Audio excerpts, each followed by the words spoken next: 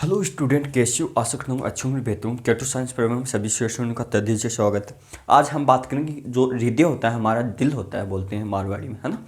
तो उसकी बात करेंगे, उसमें बनने वाली इंपॉर्टेंट क्वेश्चन और क्या क्या पूछता है एग्जाम में, वो भी जानेंगे। पहले तो ये देखेंगे कि हृदय में जो हम क्या पंप कराते हैं वो हम रक्त है। तो उससे पहले क्या आता था? रक्त परिसंचरण तंत्र। तो उसकी खोज क्या किसने की थी? विलियम हॉर्वेस ने। यानी रक्त परिसंचरण की खोज किसने थी? विलियम हॉर्वेस ने। फिर क्या हुआ दोस्तों कि ये रक्त परिसंचरण तंत्र किससे बनेगा? ये किससे बनेगा? यानी रक्त परिसंचरण यानी पहले तो ब्लड आएगा, फिर ब्लड को जो हम जैसे पानी को कहाँ से पानी से प्रवाहित करते हैं, उसी प्रकार से हमारे शरीर में जो छोटी छोटी नलियाँ होती है उसको रक्त वाहिनियाँ बोल देंगे। तो ये किन किन से बन के बनेगा? ये पंप या मोटर हो गई हमारी शरीर की, जैसे पानी उठाने की मोटर। तो उसी प्रकार से रक्त आएगा, फिर रुधिर आया, रुधिर किससे किससे बह के जाएगा? रुधिर वाहिनियों से। तो ये मिलकर क्या बनेंगे? रक्त परिसंचरण तंत्र का निर्माण कर देंगे। क्या कर देंगे? रक्त परिसंचरण तंत्र का निर्माण करेंगे। अब बात करेंगे इनसे बना होगा। फिर हमारा क्या आएगा? हृदय आएगा। अब हृदय क्या काम करता है? हृदय जैसे हम देखते हैं कि हृदय देखेंगे तो दो फेफड़े होते हैं, दाएं और बाएं। यानी ये दाईं ओर ना पाके बाईं ओर पाया जाता है। अब देखते हैं कि कौन सा फेफड़ा बड़ा होता है, कौन सा छोटा होता है। वो पसलियों पे निर्भर करता है कि दाएं फेफड़े में 3 पसलियाँ पाई जाती है, इसमें 2 पसलियाँ पाई जाती है, इसलिए दाएं फेफड़ा बड़ा होता है, बाएं फेफड़ा। यह वक्ष गुहाओं के बीच मध्य में पाया जाता है, बाईं ओर झुका होता है हमारा हृदय। तो इससे हम क्या अंदाज लगाएंगे कि बाईं ओर हृदय स्थित होता है। तो हम क्या लिखेंगे इसमें कि दोनों फेफड़ों के मध्य वक्ष गुहा में स्थित बाईं ओर हृदय स्थित होता है। क्या? हृदय स्थित होता है। अब इसका वजन देखेंगे। वजन इसका लगभग वयस्क मनुष्य जो होता है उसका वजन 300 ग्राम के लगभग होता है। अब इनका आकार देखेंगे, एक मुट्ठी के आकार के समान होता है दोस्तों, है ना। अब हृदय धड़कन होती है वो 70 से 80 के मध्य में प्रति मिनट में धड़कता है। हम सामान्य तौर पे क्या नाम देते हैं कि 1 मिनट में हृदय कितनी बार धड़कता है? 72 बार, है ना।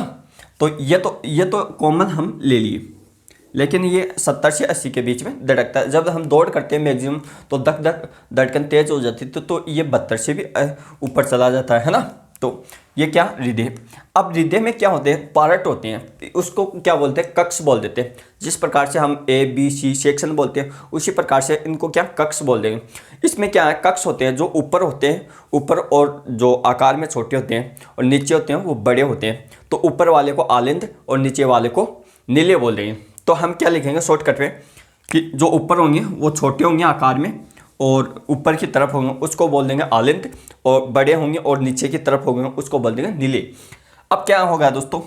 यानी हृदय में कितने प्रकार के कक्ष होते हैं? ये RRB ग्रुप डी में पूछा हुआ क्वेश्चन है दोस्तों, 2018 का, है ना। अब क्या इसमें रक्तचाप नापते हैं? रक्तचाप यानी BP नापते हैं। हम क्या बोलते हैं? BP वो 80 से 120 के बीच में होती है। अब 80 से 120 में। अब आपको क्वेश्चन ये पूछेगा एग्जाम में कि हृदय की धड़कन को नियंत्रण करने के लिए कौन सा तत्व आवश्यक है? वो क्या? पोटेशियम। जिस प्रकार से पेड़ पौधे के लिए मैग्नीशियम काम आता है, उसी प्रकार से हृदय की धड़कन को नियंत्रण करने के लिए पोटेशियम तत्व आवश्यक होता है। इसके द्वारा हृदय की धड़कन को नियंत्रित किया जा सकता है। जैसे हम देखते हैं कि किसी को जो हार्ट अटैक आता है तो उसको क्या दिया जाता है? एक टैबलेट दी जाती है। उस टैबलेट को यहाँ रखा जाता है दोस्तों, या क्या दो वाहिनियाँ पाई जाती है, उनका कॉन्टैक्ट कहाँ होता है? डायरेक्ट किससे होता है? हृदय से होता है। तो वो पोटेशियम की बनी होती है ना, उसमें पोटेशियम अभी पाया जाता है, वो क्या? हृदय धड़कन को कंट्रोल कर लेता है ना। अब क्या इस जो 120 होता है उसको बोलते हैं परकुशन दाब। क्या बोलते हैं? परकुशन दाब। वो 120 mmHg यानी पारा उसमें भरा होता है। तो इसमें ml में नापते हैं, Hg पारा जो थर्मामीटर में भरा था ना उसको। और जो न्यूनतम होता है अंकुलन दाब बोलते हैं इसको, 80 mm। अब इन दोनों का अंतर होता है जितना, उनको क्या बोलेंगे? नाड़ी दाब। जो हम यहाँ से देखते हैं, नाड़ी देखते हैं ना, उसको बोलते हैं नाड़ी दाब। नाड़ी दाब कितना होगा? 40 इसके लगभग। अब हमारा हृदय प्रति मिनट कितना एवरेज देता है? वो हमारा हृदय प्रति मिनट कितना ब्लड क्या करता है? पंपिंग करता है या काम करता है? वो प्रति मिनट हृदय कितना? 5 लीटर ब्लड को क्या करता है? प्रवाहित करता है, यानी आदान प्रदान करता है ना। रूमेटिक हृदय रोग, ये है रूमेटिक, ये ऐसे पूछा रूमेटिक क्या है, एक प्रकार का हृदय रोग।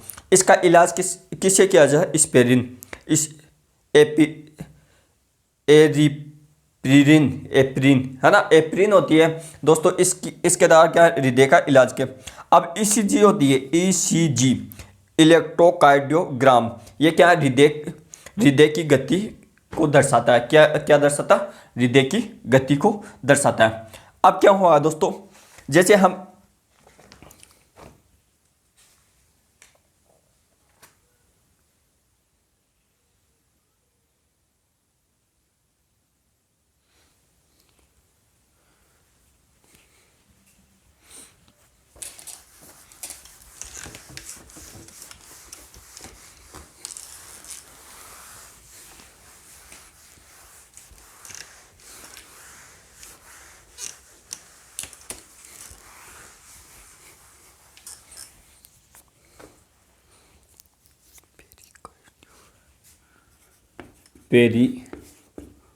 पेरिकार्डियम, ये क्या था, पेरिकार्डियम, पेरिकार्डियम ये होता है दोस्तों जो हृदय गिरा होता है ना, जिसके चारों ओर मान लो ये हृदय है, ये अपना हृदय है,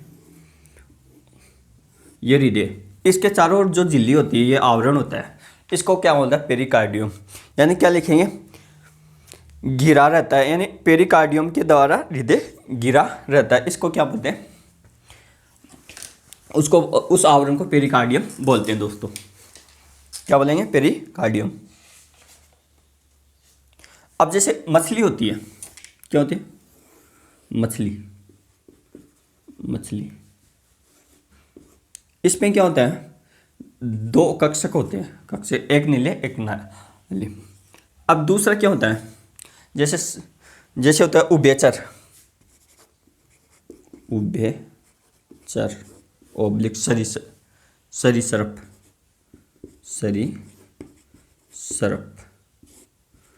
इसमें तीन होते हैं। यानी इसमें क्या होता है दोस्तों, दो आलिंदों की संख्या क्या होगी, दो हो जाएगी, एक नीले हो जाएगा, नीले। फिर आ जाता है तीसरा, जो मनुष्य होता है, इससे बोलते हैं स्तनधारी,